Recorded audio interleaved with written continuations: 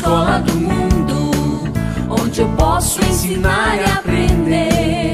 A palavra da sabedoria é a nossa EBD. Deus é o nosso diretor, o Espírito Santo nosso professor. A Bíblia é a cartilha que ensina o caminho, a verdade. Através dos apóstolos. Então, quando nós falamos de zelotes, quando nós falamos de... Que mais? Qual o outro grupo que os irmãos lembram aí? Fariseus, saduceus, quem mais? Também. Irmãos, olha só, esses grupos tiveram a sua importância na história e interferiram em todo o processo, porque eles estavam, naquele momento, vivendo ali, né, o auge político deles, principalmente se nós pensarmos ali nos fariseus. E é interessante notarmos também que é muito comum nós, de alguma maneira, demonizarmos esses grupos. Só que a gente se esquece de que, sob certos aspectos, esses grupos foram responsáveis, inclusive, pela ideia, e não somente pela ideia, mas o conhecimento de que haveria um Messias e que esse Messias iria transformar a história como tal nós conhecemos. Inclusive transformou a nossa, louvado seja o nome do Senhor por isso, e continua a transformar a cada dia. Então, a nossa intenção, através desses estudos que nós faremos, eu ainda não sei a quantidade deles, eu espero que seja menos do que da última vez, para que os irmãos não se sintam enfadados, mas pelo menos nós arranharmos um pouco a superfície daquele momento, ou daqueles momentos, né? Afinal de contas, são cerca de 400 anos de uma história cuja Bíblia, e obviamente Deus, não teve a preocupação de tornar um relato escrito. Mas nós, utilizando outras fontes, veremos a importância, então, desse momento. E a gente vai poder entender muita coisa, voltando à questão a qual eu estava colocando aqui. Nós vamos tentar percorrer um pouco dessa história, a fim de que nós possamos, com base nos nossos estudos aqui, entendermos ainda um pouco mais o que de fato aconteceu com o advento da vinda do Messias. E qual foi o momento histórico que isso aconteceu? E por que isso pode ser importante para nós? Quem tem a ideia? Quem pode dizer algo sobre? Obviamente, alguns já, ou quase todos, já conhecem parte dessa história, ou já procuraram estudar um pouco sobre ela. Alguém tem uma ideia? Sim, não, talvez. Porventura, quem sabe? Bom, não havendo, vamos lá. Eu gostaria que os irmãos abrissem as suas Bíblias aí, no texto que encontra-se no livro na Carta aos Gálatas.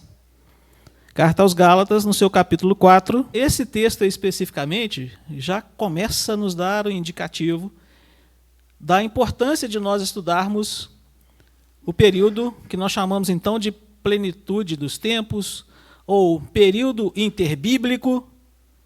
Tem um outro nome também, né? Alguém lembra? Além de período interbíblico?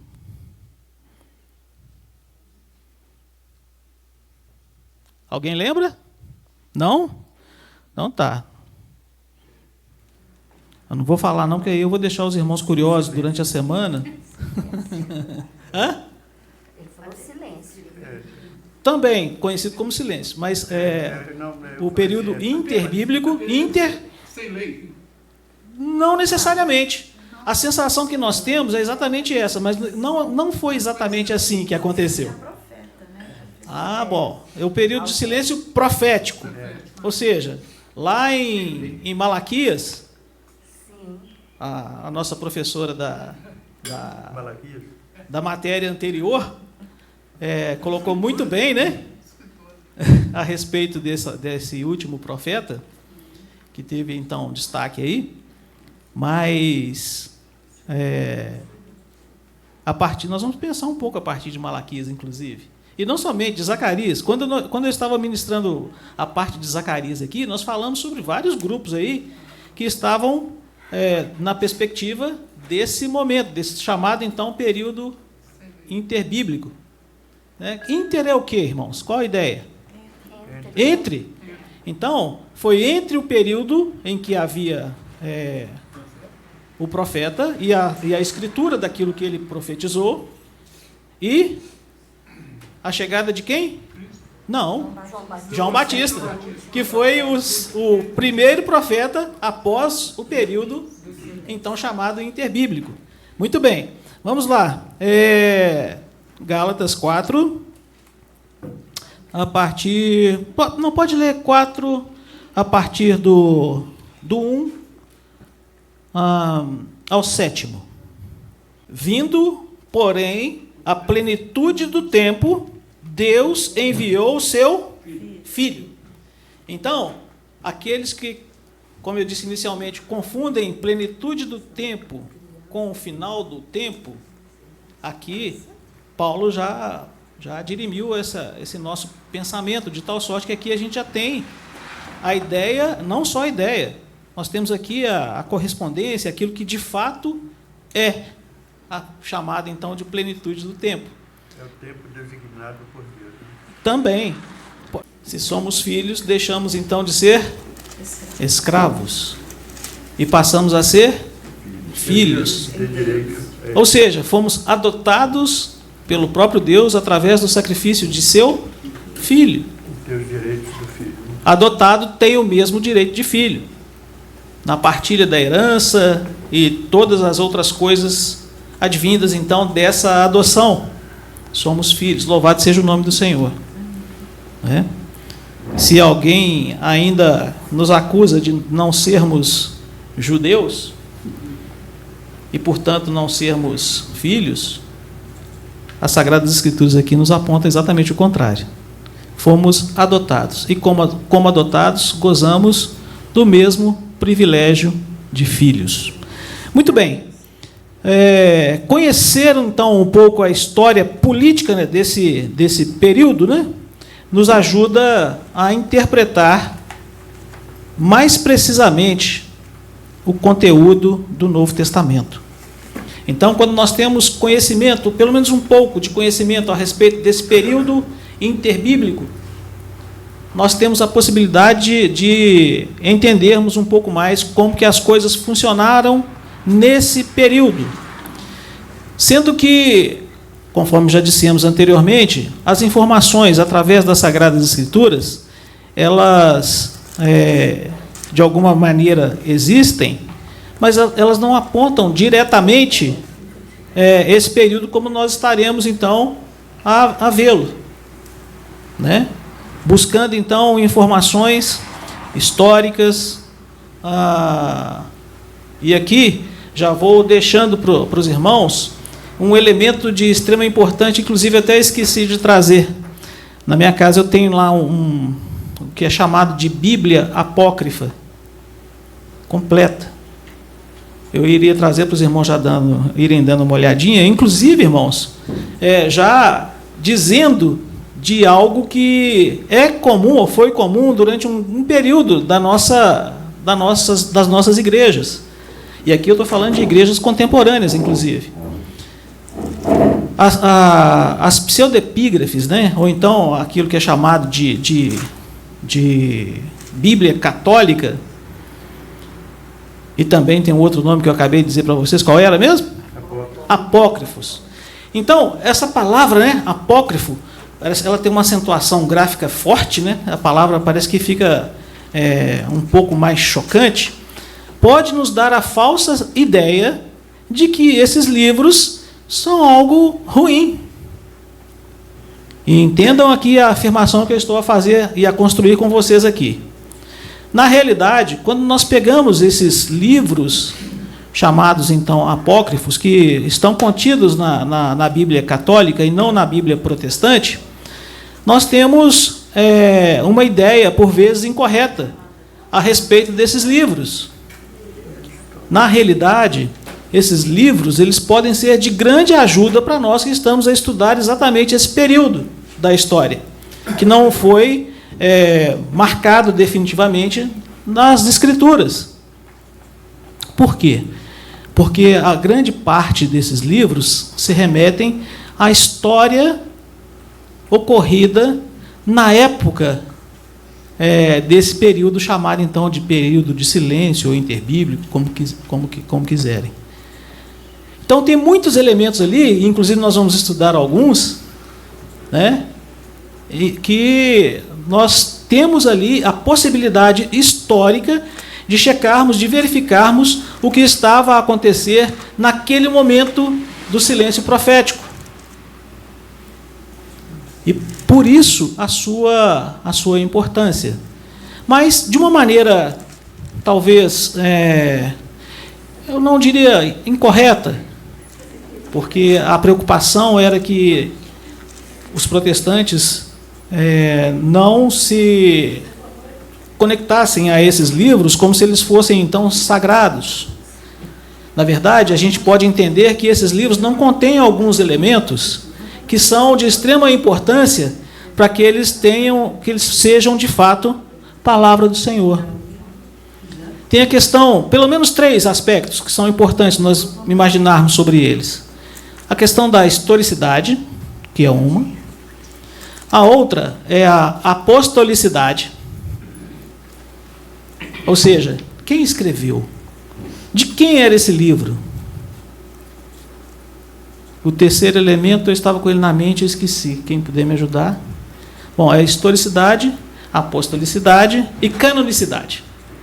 Então, a canonicidade é a perspectiva em que esses livros têm a possibilidade de serem inseridos, então, no conjunto da Bíblia. E é por isso que quando eu falei Bíblia apócrifa, não se assustem, porque nós temos a sensação que Bíblia de fato, aquilo que Deus determinou ao seu povo, que escrevesse, que colocasse, que nós chegamos até aqui, com base nela, e essa é uma verdade.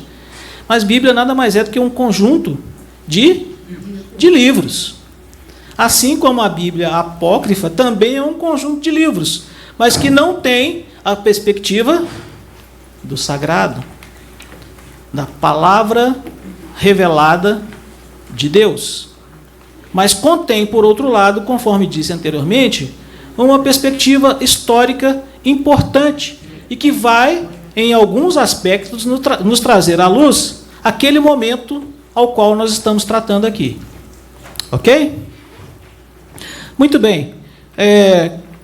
Como que nós poderemos, então, entender alguns personagens desse período? E aqui eu já estou em alguns personagens bem dentro dessa história e próximos a Cristo, né?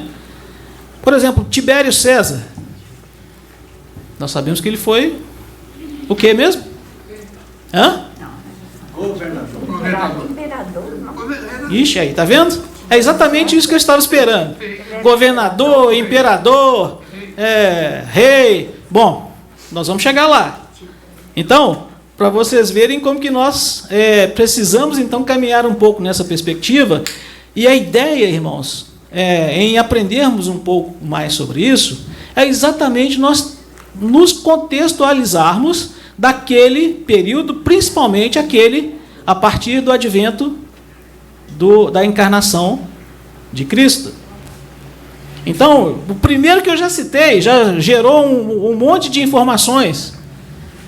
Então, quando nós falamos não somente de Tibério César, Cláudio César, quando nós falamos de Pilatos, de Herodes o Grande, então, todas essas pessoas que estavam então ali ligadas, eu já citei alguns antes, os fariseus, os saduceus, que faziam parte da questão política da época, né? Eram quase que partidos políticos. Os publicanos, sem dúvida. Escribas também. Então, irmãos, nós temos que entender que antes desse período interbíblico, quando nós falamos do povo de Deus, nós falamos então do povo de Israel, nós temos a ideia de um povo que guardava ali as suas características e guardou durante séculos, né? Só que a partir do momento desse período, houve várias mudanças na forma de ser, de agir, inclusive no seu agir político-social. Por isso que, às vezes, nós pegamos algumas figuras bíblicas e nós não conseguimos interpretar onde essa pessoa estava, onde as suas ações foram situadas, e talvez porque ele agiu daquela forma. Irmãos, quando nós adentrarmos um pouco mais a respeito, ou dentro desse tema, nós vamos verificar que a coisa virou o samba do crioulo doido, que não era apenas mais o povo de Israel separado, que mantinha as suas tradições. Não. Esse povo, durante esse período, ele já estava cheio de informações de povos pagãos dentro da sua cultura. E aqui nós vamos nos ater muito mais a dois períodos, principalmente o período helênico, chamado também de greco-romano. E isso foi super interessante. Isso é interessante para que nós possamos, então, entender um pouco mais sobre essa temática. Porque houve, de fato, com o povo, já vou te dar a palavra, tá? Uma mudança muito grande na sua forma de agir, na sua forma de pensar, ou seja, na sua forma de coexistir.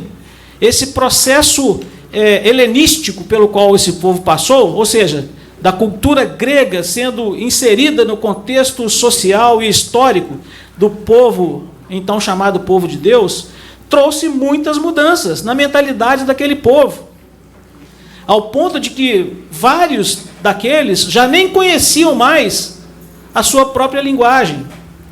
Isso é chamado de processo de aculturação. Quando um povo recebe uma influência tão marcante, tão grande de um outro povo, uma das primeiras coisas que são alteradas é a questão linguística. Perde-se, então, a característica linguística. E aí esse povo passa, então, a ter em si aplicada e recebida e aceita, sob certas circunstâncias, a cultura desse outro povo. Só, irmãos, que tudo e todas essas coisas que ocorreram nesse período não aconteceram por acaso. Irmão, ele... E ainda comandado por Roma. Num certo momento, sim. Principalmente no momento crucial. Muito mais, né? Exatamente. Irmãos, o irmão Elei tocou num assunto ali importante. Para vocês terem ideia, se nós formos para um aspecto cultural comum daquela época, que era a questão das Olimpíadas, dos Jogos, né?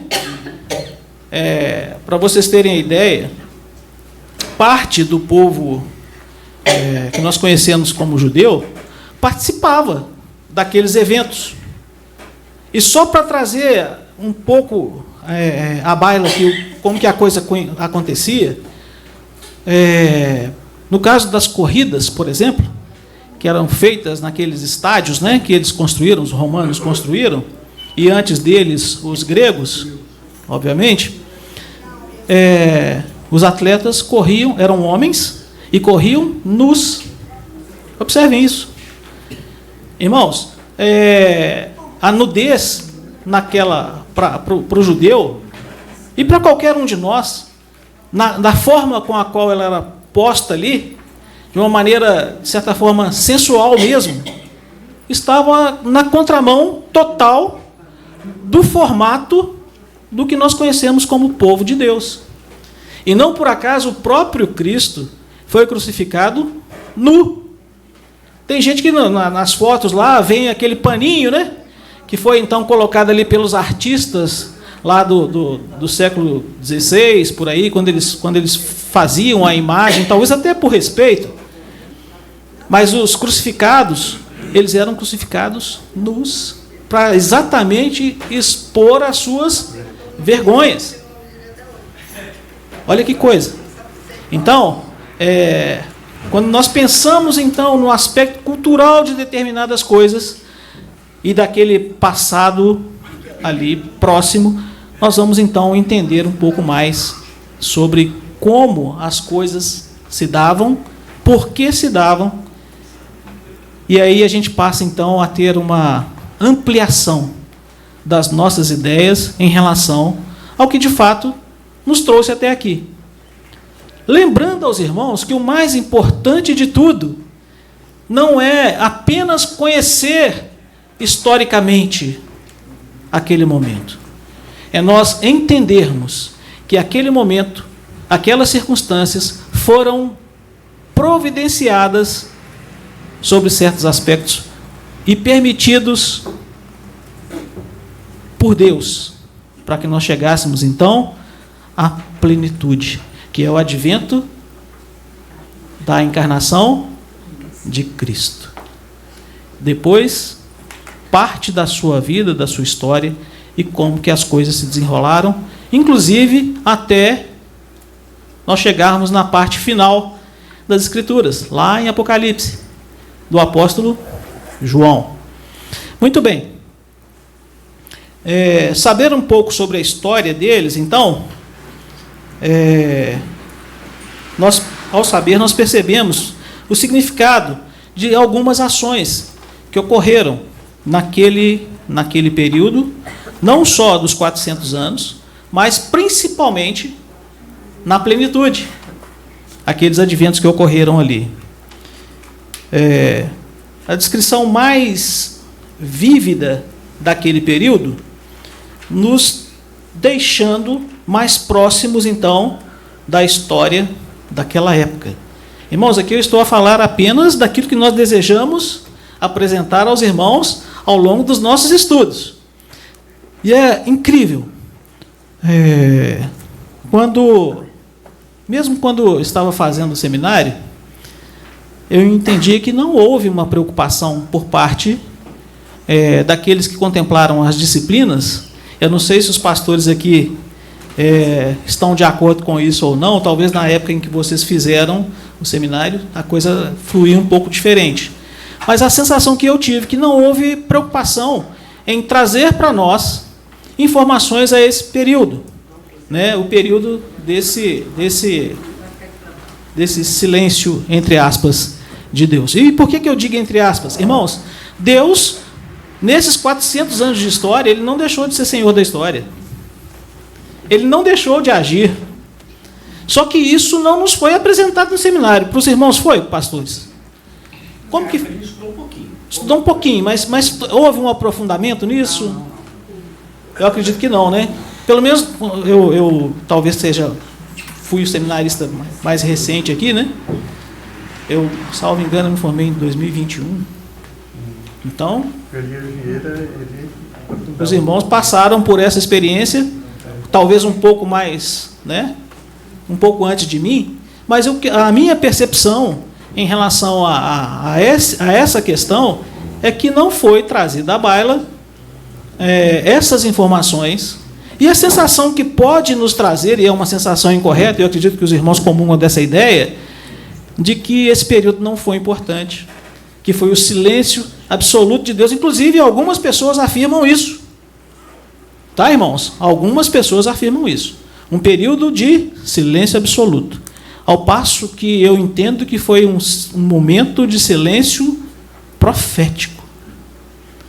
Houve a cessação das profecias lá em Malaquias, e que foram reinauguradas em João Batista, o precursor de Jesus Cristo, que por sinal era primo dele. Ok até aí? Muito bem. Muito bem. E Deus também não tira férias. Ah, sim!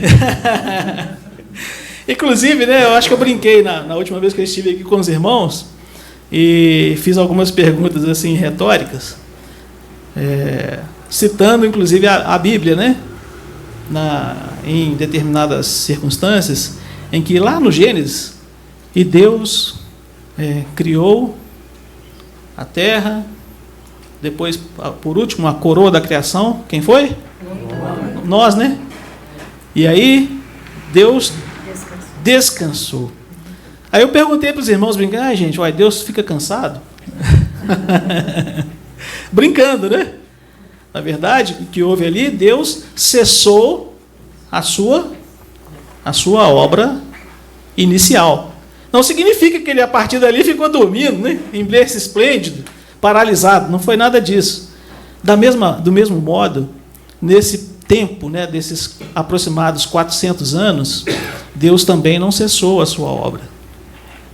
Essas obras, sob certas circunstâncias, não foram relatadas através do livro sagrado. Mas, conforme eu já disse para vocês, vários desses acontecimentos, eles foram citados naqueles livros chamados de apócrifos. E aí, eu estava aqui, pastores, cumprindo a dura tarefa de não permitir a demonização dos livros apócrifos. Parece que quando a gente fala apócrifo, faz um palavrão, né? Na realidade, não. Esses livros não fazem parte do nosso cânon, ele não tem aqueles elementos que nós precisamos para que eles sejam considerados.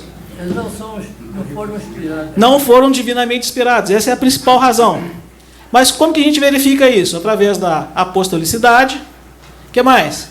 Da historicidade e o que mais? Canonicidade. Então, esses 3 elementos aí são fundamentais para a composição, então, do livro sagrado. Mas esses livros aí, chamados, então, apócrifos ou pseudepígrafes, eles trazem para nós informações históricas sobre esse momento e que podem, sob certos aspectos, elucidarem a parte cultural, né? Daquele tempo, como que as ideias funcionavam, o que estava acontecendo, de certa forma, naquele tempo, quais os movimentos religiosos, políticos que ocorreram naquele momento, as várias revoltas que foram, então, organizadas na expectativa de se livrarem dos romanos, dos gregos e de outros povos que dominaram, então, o povo de Israel naquele tempo. Muito bem. Sendo assim, irmãos, essa preparação de Deus para o advento da vinda do Messias torna a perspectiva de estudá-la um tanto mais importante. Porque, normalmente, quando acontece algum grande embate mundial ou alguma circunstância qualquer que abala a sociedade, qual é a nossa primeira pergunta? O que levou, qual estado de coisas levou a isso? Essa é a ideia de nós estudarmos, então, esse momento. É claro que nós não temos muitas informações, mas as informações que nós temos já nos dará a capacidade de nós podermos entender ainda um pouco mais. Ok? Muito bem. Deus, então, ele continua e nunca deixou de ser quem? O dono do universo e da história. Então, nós não podemos confundir 400 anos de silêncio profético com 400 anos de inoperância. Na realidade, Deus nunca deixou de operar em nenhum momento da nossa história, e nem antes dela. Porque Deus é de eternidade a eternidade. Deus é eterno. Muito bem.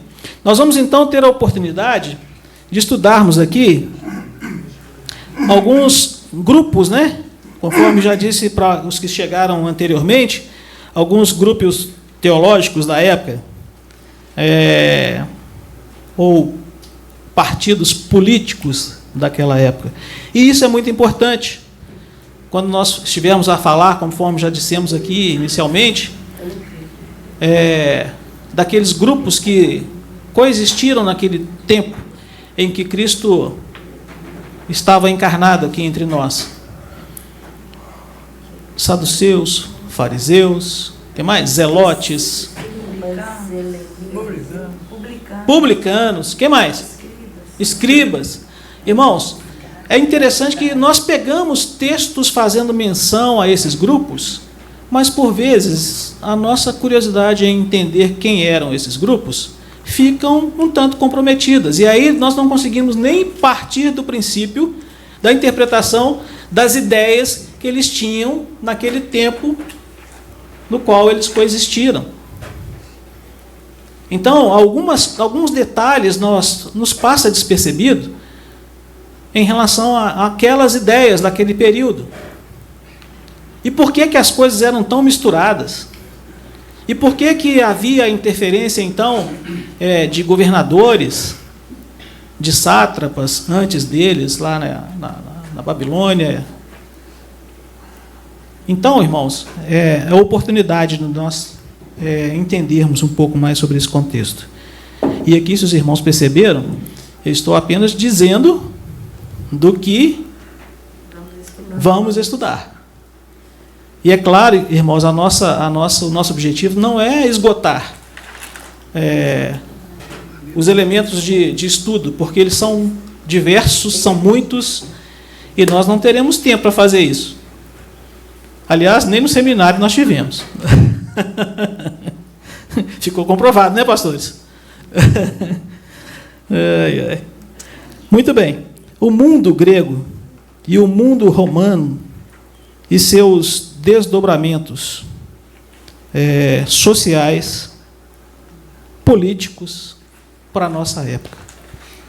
Essa parte aqui talvez é que nós precisamos dar um pouco mais de atenção, porque é exatamente o período da plenitude dos tempos, na qual Cristo se fez presente aqui, corporeamente. E por que eu faço questão de dizer que Cristo fez presente aqui corporeamente? Porque ele é presente de eternidade a eternidade. Ele é Deus e, portanto, ele nunca deixou de ser. Mas esse período em que nós estaremos tratando aqui é o período exatamente da encarnação de Cristo, em que ele se fez homem e habitou entre nós e vimos a sua glória como a do unigênito do Pai. Ele é 100% Deus e 100% homem. Exatamente isso, irmão. Perfeitamente, teologicamente correto. Eu aprendi isso. Se eu falar o contrário disso, os dois pastores já vão começar a anotar meu nome aqui e me levar lá para a convenção. Aí piorou. Aí eu já vou ficar sem igreja. Muito bem, irmãos. Então, dentro de tudo isso que nós vimos, eu sugiro aos irmãos que, se tiverem um pouquinho de tempo, já procurem estudar um pouco sobre esses temas aí. Eu fiz anotação de um livro muito interessante do pastor Enéas Tonini, que fala sobre esse tema. Obviamente, ele vai contemplar muito mais coisas do que nós poderemos contemplar aqui, no curto espaço de tempo que nós temos. Então, o livro do pastor Enéas Tonini é um livro muito interessante. Obviamente, ele também não consegue trazer a completude de todo o assunto, porque é muita coisa. Afinal de contas, são 400 anos de história, aproximadamente. Mas é algo interessante. Aquele que tiver oportunidade, né, que fala, Enéas Tonini falando sobre a plenitude dos tempos. Se você entrar na internet aí, ou se você quiser depois, eu posso até mandar para você por PDF. Ok? É um livro excelente. É claro que nós vimos outros comentários e estamos a ver ainda. É muita informação, os irmãos já perceberam. E aqui eu não desfolhei nem um terço daquilo que de fato precisamos. Mas pelo menos os elementos mais fundamentais, para que a gente possa então ter um pouco mais de conhecimento sobre esse tema. E dessa forma, eu já vou finalizando então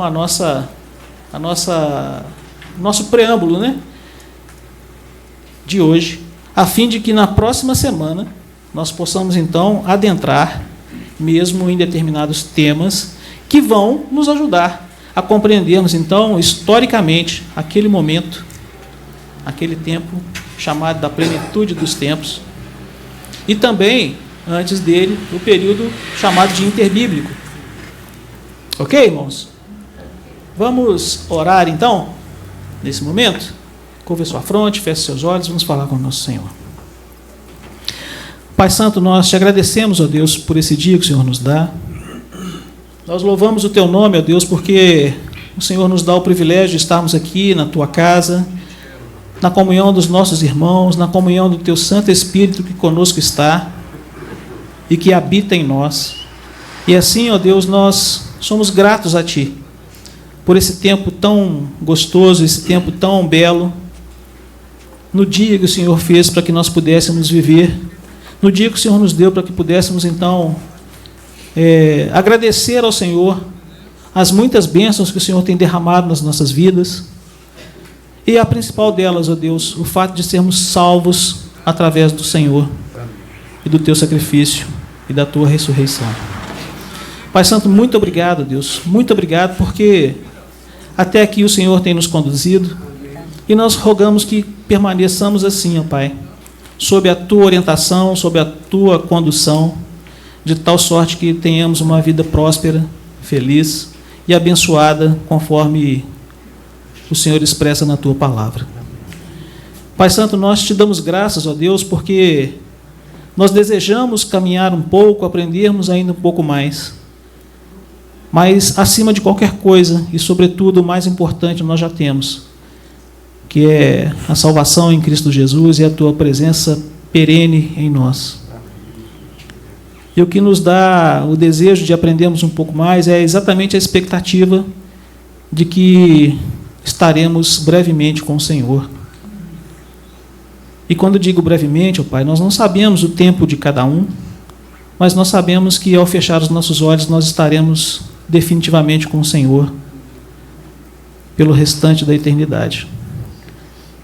E por isso, ó Deus, nós te louvamos, nós rendemos graças ao Senhor e nós agradecemos ao Senhor por essa confiança, por essa certeza de que um dia estaremos na tua presença definitivamente. Nós louvamos, nós engrandecemos o teu nome. Nós somos gratos pelo sacrifício do teu Filho na cruz do Calvário. Nós nos sentimos, de fato, ó Deus, contemplados pela tua graça, pela tua misericórdia e pela bênção do Senhor. Muito obrigado, Pai. Obrigado, Senhor Deus, por esse amor inefável, por esse amor grandioso que o Senhor nos dá, apesar de nós não sermos merecedores de nada. Obrigado, Pai.